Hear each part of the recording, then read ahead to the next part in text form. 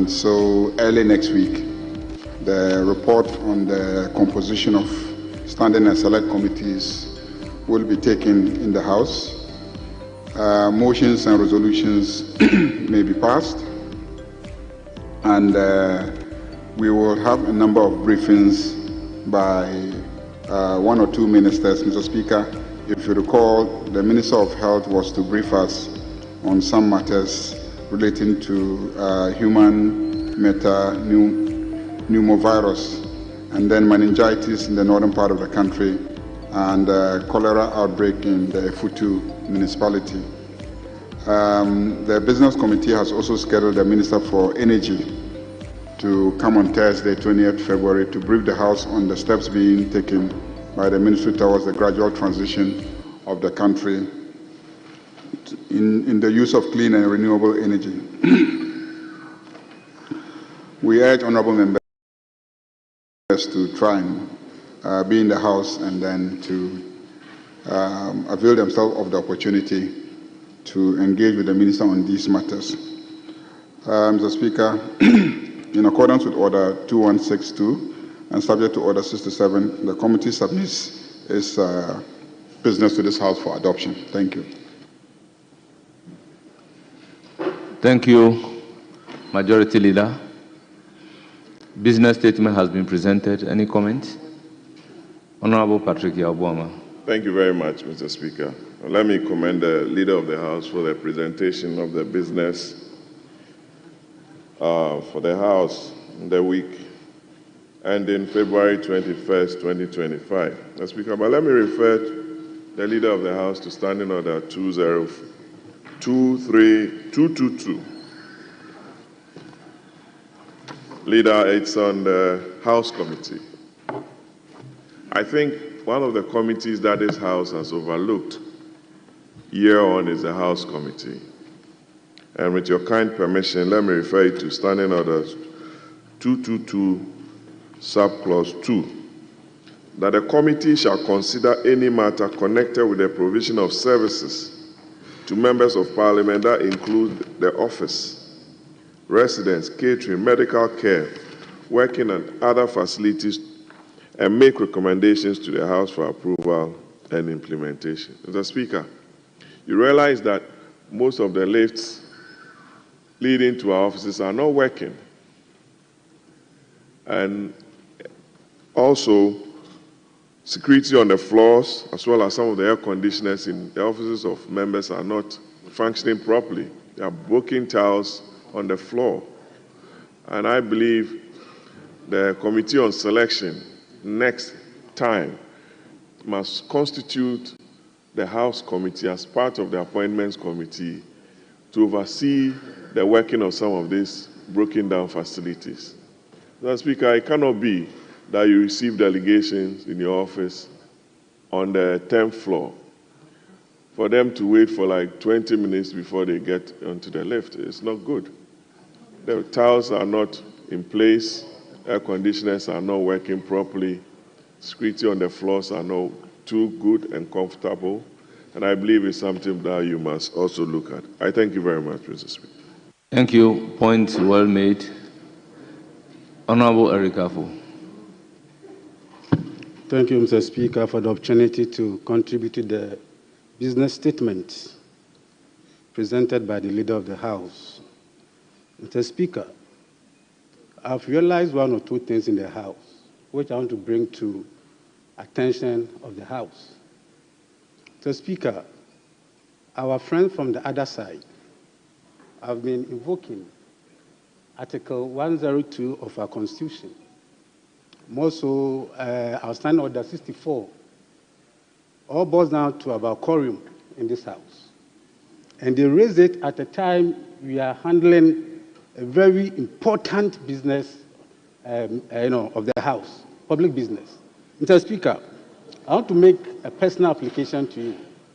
The application is that I want us, if you agree, through the leaders of the House and through the Business Committee, to shift our sitting time from 10 a.m. to 2 p.m.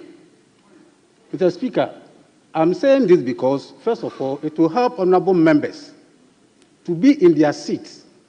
They'll use the mornings for their administrative duties and be in their seats. 2, it will help ministers of state to prepare adequately to come and answer parliamentary questions from members. 2, they can give statements of their ministries. Mr. Speaker, it also helps you. I know that your speakership doesn't lie only in this chamber. You have other administrative duties that you can also do in the morning hours. So I'm putting up this application to you. If it can be accepted, can be adopted. Because, Mr. Speaker, fortunately, I've been with the Business Committee for almost 8 years in this House. And through your influence, I've visited a lot of parliaments in the country, in the world. The last one was Zambia. They start their meetings or sittings around 2 o'clock, 12, 1, 2. And it helps them. So if we can replicate this in this country, I think to go a long way to help us. This application. Thank you, Mr. Speaker. Thank you very much. Any further comment? Yes, Deputy Minority Whip. Mr. Speaker, I would like to find out from the Leader of Government Business when the message on the state of the nation will be presented and when should we be expecting the budget? Thank you.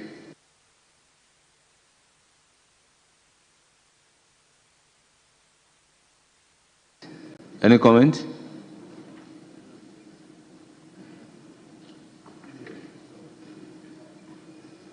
Yeah, Mr. Speaker. First, let me thank the Leader of Government Business for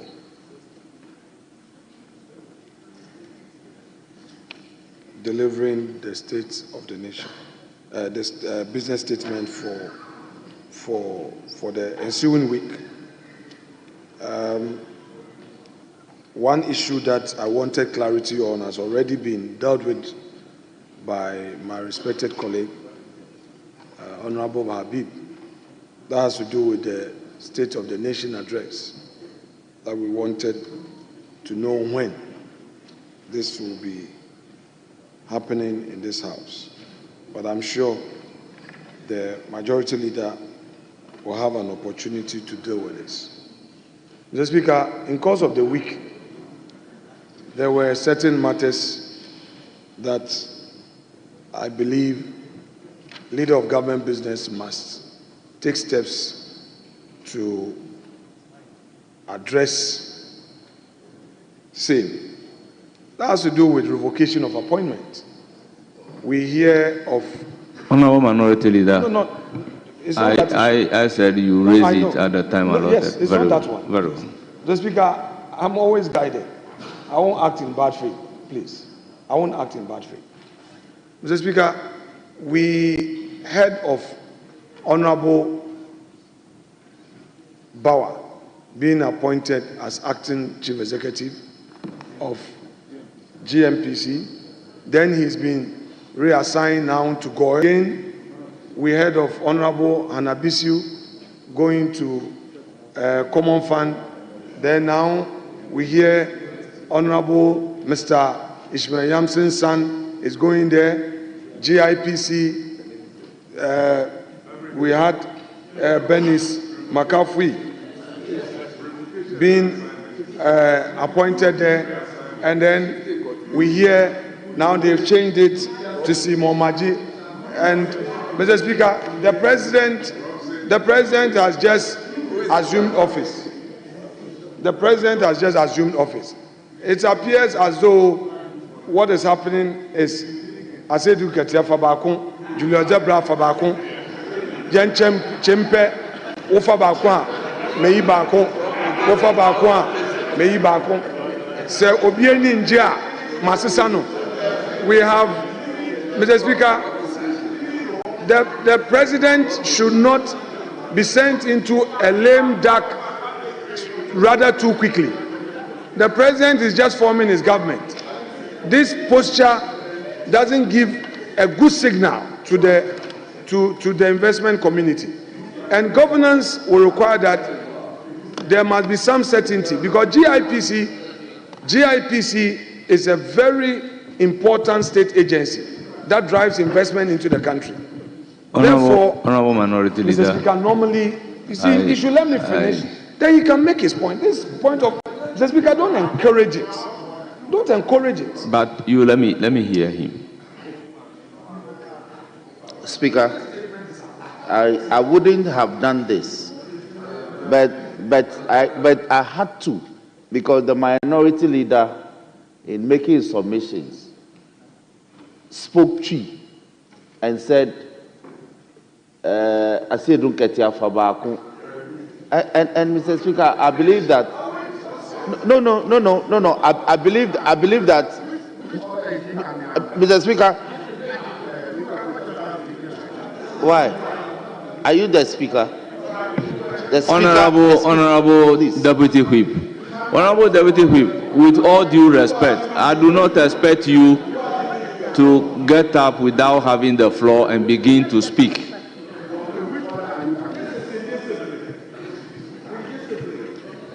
Mr. Speaker, my leader, the minority leader, knows better.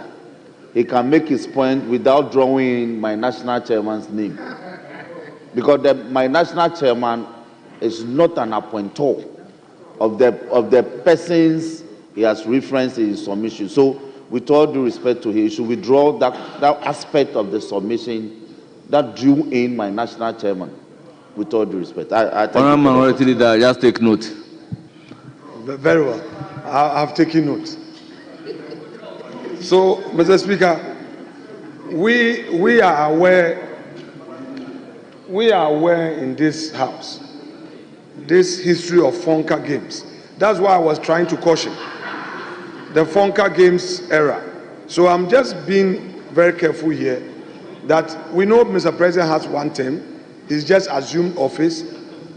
We need all of us must support Mr. President, especially his own party members, because if you make an appointment today, you reassign.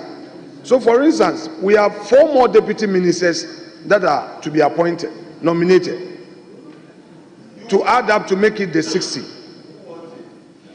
It's still delaying. We don't know what is happening.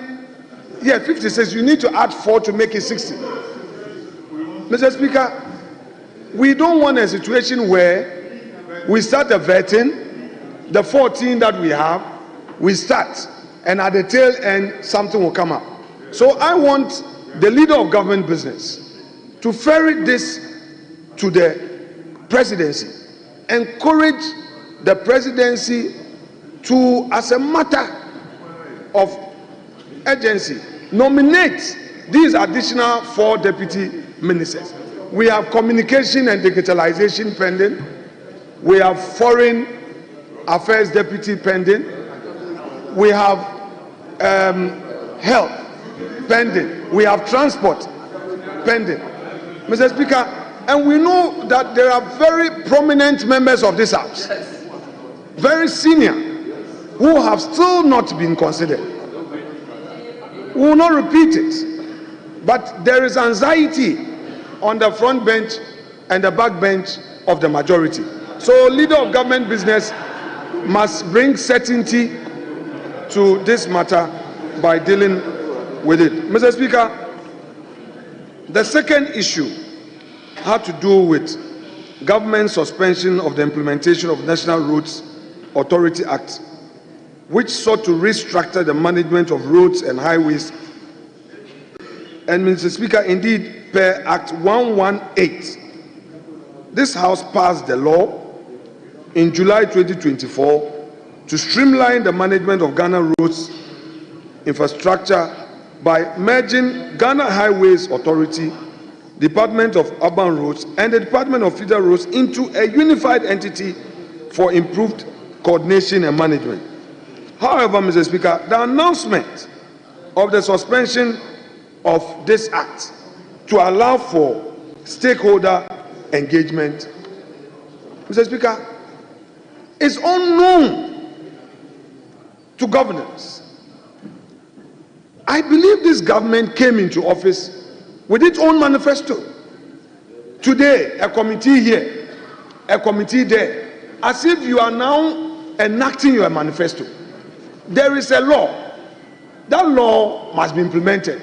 You cannot, on your own at the ministry, suspend the law and say you want to engage in further stakeholder consultation.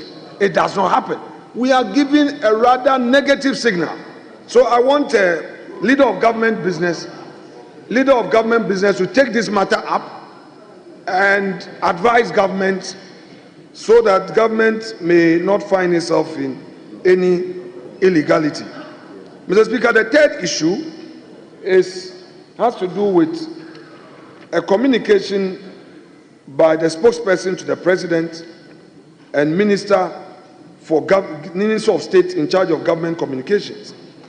This is dated the 11th of February 2025, and it reads, President Mahama directs Finance Minister to urgently bridge U.S. aid funding gap. Mr. Speaker, basically, this public notice is directing Dr. Kasiel Atufos, the Finance Minister, to find ways of filling that gap of 156 million as a result of U.S. aid's suspension of support. Mr. Speaker, how can the Finance Minister be directed to do such a thing without at least a certain level of engagement with Parliament? The Finance Minister must be directed to engage Parliament. He cannot on his own. Mr. Speaker, Parliament is an important governance institution. So when we see letters flying from Jubilee to Finance and then you have it being read in the media, Mr. Speaker, what is the use of Parliament? What is the use of Parliament? So, Mr. Speaker, this is an important matter for leader of government business to take up. And we want the Minister of Finance to, as a matter of urgency, appear before us to brief us on the steps he is taking pursuant to this directive. He cannot do things on his own. This is the people's chamber. The people's representatives must have the opportunity of knowing what is happening at the Finance Ministry. Mr. Speaker, on the issue of violence, Mr. Speaker, we raised this matter here. The leader of government business assured us, that is Dr. Kasiel Atufos, the majority leader, as he then was, assured the House that he would engage government and state security agencies to enforce the law and not to allow lawlessness in our country. Mr. Speaker, the Council of State elections that took place, we all heard what happened in Ashanti region. Mr. Speaker, it is important for all of us to come to terms with the fact that peace is a sine qua non. We need peace in this country for our democracy. We cannot allow people who are always disappointed in the outcome of an election to introduce violence. It will not help us. Maybe today it's favoring somebody, but tomorrow it may go against all of us. Let's be careful about that. And I want the Minister of Interior to be programmed by the majority leader to come and explain to us steps that are being taken to ensure that our laws are enforced. What happened in Kumasi, in Ashanti region, is most regrettable, very unacceptable. That during the counting, then some tax enter the enclave where the counting is taking place, overpower the police. Mr. Speaker, this is serious. you have plainclothes, ordinary citizens, not armed, overpowering police. Let's be careful. So the minister would have to brief us and assure us that such a thing would not be allowed to happen. Mr. Speaker, my final point on this has to do with the recent press conference held by the respected Attorney General and Minister of Justice. Mr. Speaker, again, it is within our right to know certain decisions that the Attorney General is taking in his ministry. Yes, he can hold a press conference, but he must brief the House. He is saying that without consulting Mr. President, without engaging cabinet, on his own, he has entered nolle prosequi. In other words, he is discontinuing certain criminal trials. He told the press that the president is not even aware and he is responsible, and that he is yet to prepare a cabinet memo. Mr. Speaker, this is unacceptable. I again invite the leader of government business, as part of next week's agenda, to program the learned Attorney General to come and give this House a full briefing for us to ask him the necessary questions, so that the members of Parliament who have concerns about the reasons for the nolle prosequi to have answers is very, very important. Honorable Minority Leader. Honorable members, order. Honorable members, order. Honorable Minority Leader. When the power of nolle prosequi is exercised, is it questionable? I didn't hear you. The power of nolle prosequi, when it is exercised, is it questionable? Mr. Speaker, thank you for the question. Mr. Speaker, I would first give you a political answer and then attempt a legal answer. Mr. Speaker, we operate in a political space. All my prayer is that the Attorney General has briefed the press. He held a press conference and briefed the press. This is the chamber where the people's representatives deliberate. I am saying that the respected majority leader, as part of next week's program, because, Mr. Speaker, what we are doing here is business statement. And I am saying that if the Attorney General has found it prudent to hold a press conference to brief the press. Nolle prosequi under the Ghanaian Criminal Procedure Code 1960